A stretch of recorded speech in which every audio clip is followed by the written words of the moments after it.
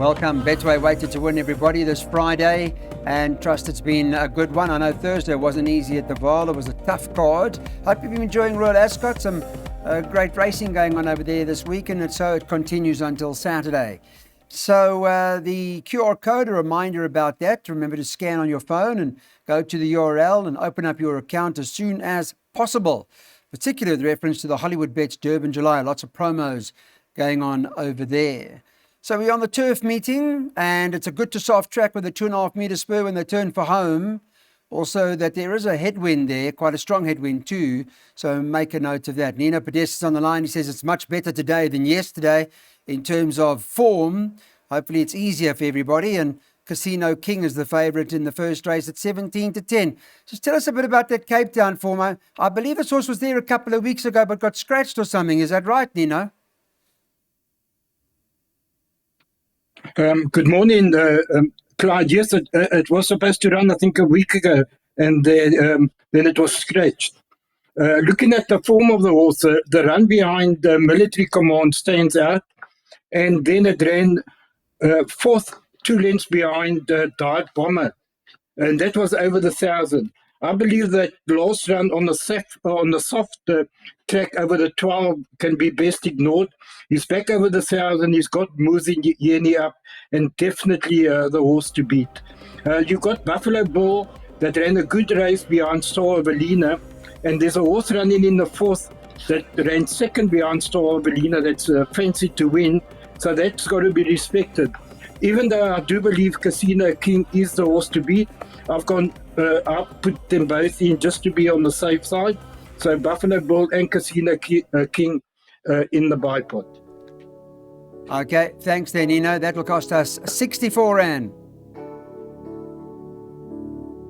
Second race on the card. Welcome back, everybody. This is a maiden juvenile plate, and it's over 1,400 metres for the fillies. It should run at around 1 o'clock. The market this morning on Betway, well, Sylvan Mistress, who's had a few opportunities. See how she does on the turf today. She's the even money favourite to win here. Second choice is Zena's Act, number 8 on the card, who's priced up at 5-2. And number 1, Darling Buds of May, is the third choice, who's at 11-2. 8-1 about the 4 Golden Croc, and then double figures about the balance. So just to summarise for us, Nino, you've got this Cape Town horse coming, Justin Snaith, Zena's Act. We need to understand that form. And what do you think will be different today for Sylvan Mistress? Well, Clyde, Sylvan Mistress is strongly fancied by the stable. And I also spoke to Chad, and he quite likes Darling Buds of May. Now, on the last run, Darling Buds of May has got to make up 2 lengths on the Sylvan Mistress behind Danish Dynamite. But they're going the 1,400 now on the turf, and she could very well do that. You've got to have the utmost respect for Zena's Act, the Cape Town Raider from the Justin Snaith stable. She improved quite a bit over the 1,400 last time out. I've gone with a 1 in 6. I think we'll be okay. But for those that want to go a bit wider, I would suggest to add Zena's Act in. Okay, that depends on what you guys want to do. That place accumulator on perm from Nino is 64 Rand.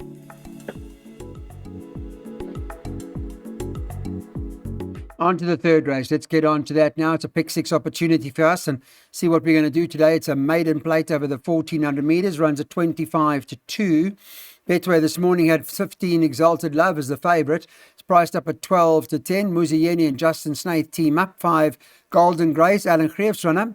That Richard Faree's riding at 18-10, and pretty much 10-1 bar the two of them. It does look that way. Perhaps those two horses to fight it out.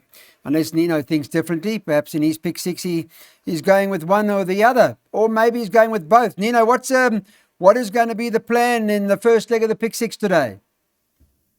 Yeah, Clyde, you've got to put both in.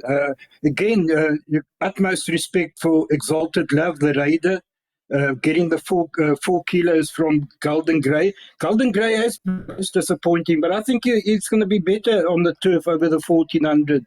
A definite danger, and I cannot see the winner come from anywhere else besides these two. So I've gone 5 and 15. But for those that do want to take a chance and banker the Snaith horse, I wouldn't put them off. Thanks for that, Nino. There's a look at the pick six today. Nino spending $256.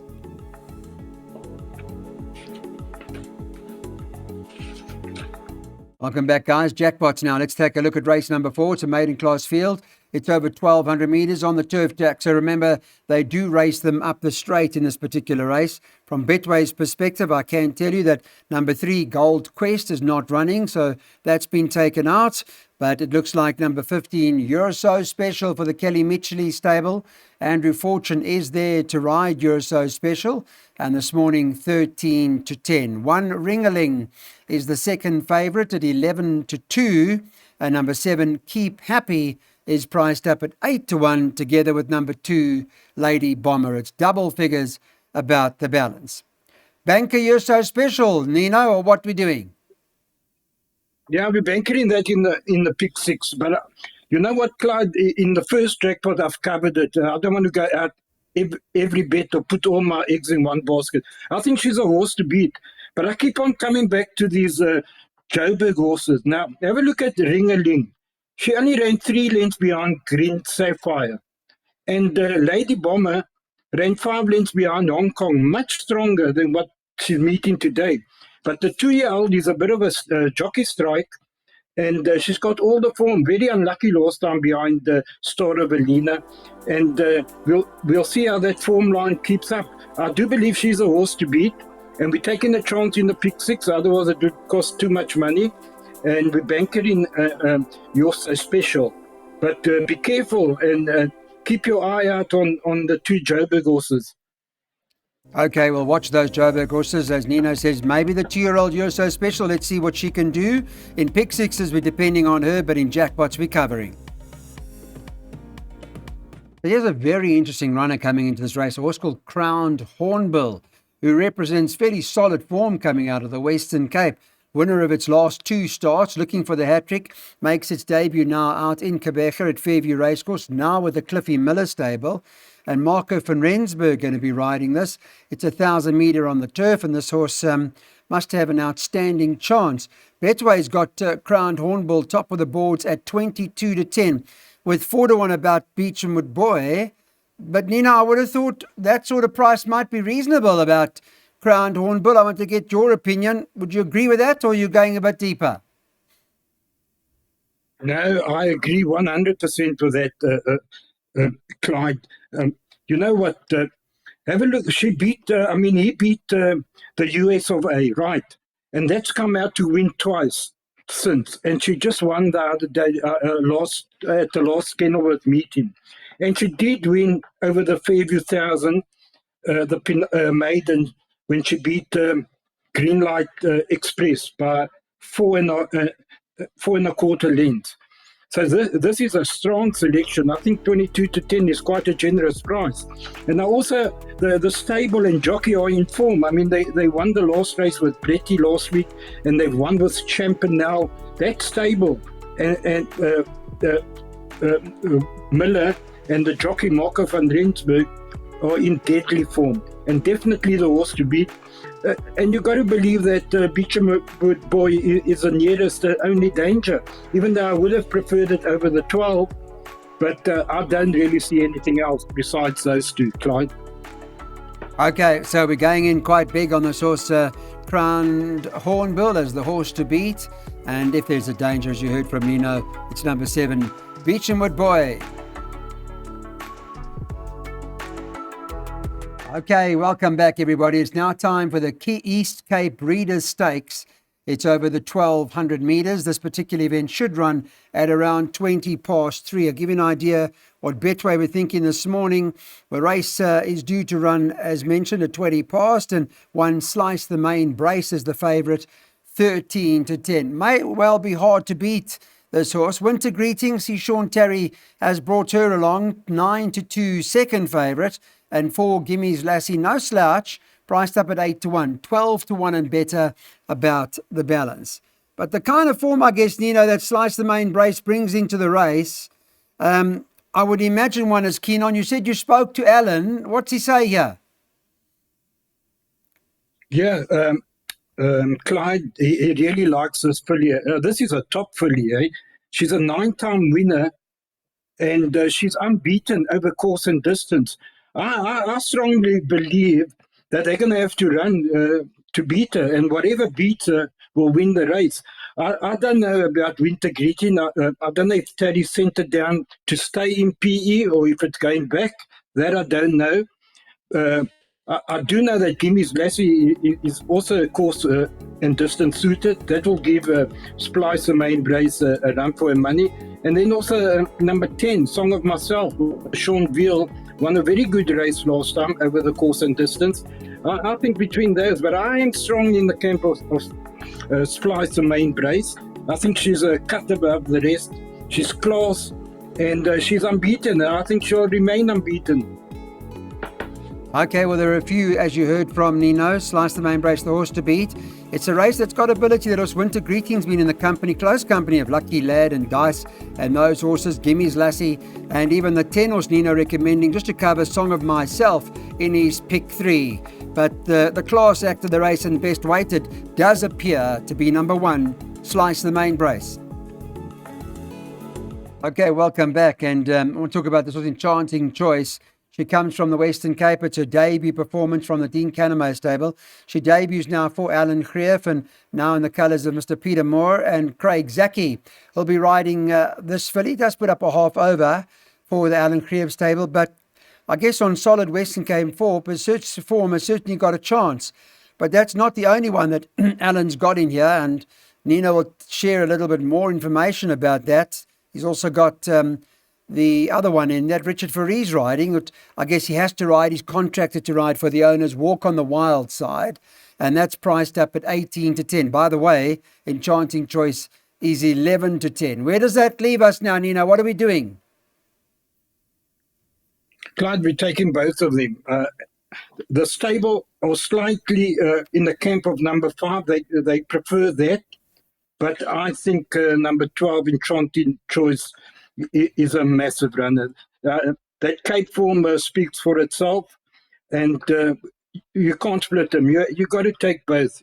Both horses have to go in, and that's where the race stops, in my opinion. I think there's nothing else besides those two, and we're going to be quite safe with 5 and 12 in all our exotics. Thanks for that, Nina. There's the swinger. 5 and 12. It does appear to be the Alan Greef race. Okay, you're back with us. It's good to finish up now with the last. Hopefully it's been a pleasant day for everybody as we go into Royal Ascot. Those that are watching closer to around 4 o'clock. And one Master Forest is the favourite. They bet 5-1 the field here. 4-1 Carlos is priced up at 5-1. 7 Gimme More Time is 6-1 this morning. Betway got number 2. Peace in Our World, not out of it. Sean Veal giving riding for Gavin Smith 13-2, must have some sort of chance. When will Laguna Verde come back to form? Number 6 on the card, priced up at 8-1. And 10-1 about that horse of Jacques Stradham's Only a Poet, 12-1 and better about the balance. Where does the value lie here, Nino? We've got one. Clyde, I think you just mentioned it. I think Laguna Verde could be the value here. Going back over the 1800 and with Craig Zaki on. I think this is a tough race. I can make a case for about 8 or 9 horses here. And you can see in my pick 6, I've gone quite a wide spread there. I've ended up with 4, Brendan James, Jean Carlos, Gimme More Time, and Makachev, who was very unlucky last time. And those are the 4 that I ended up with. But Laguna Verde, Master Forester, just to let the people know that you can ignore that last run. He didn't stay the 2,400, and he's going to run a much better race today over the shorter distance. Peace in Our World is definitely in with a shout, better off at the weight, and he has beaten Brendan James before. So to me, a very tough race, and I would suggest that people load up here. Thanks for that, Nino. There's the trifecta for 84 Rand. That's the plan in terms of what we want to do. 3, 4, 7, 8 for first and second, and those horses at the back to make up the rest of the trifecta. Get a bit of a result, then you'll get some good money out of it. Join us again for the weekend's racing, hopefully at Hollywood Bets Kenilworth on Saturday and Hollywood Bets Greybull on Sunday.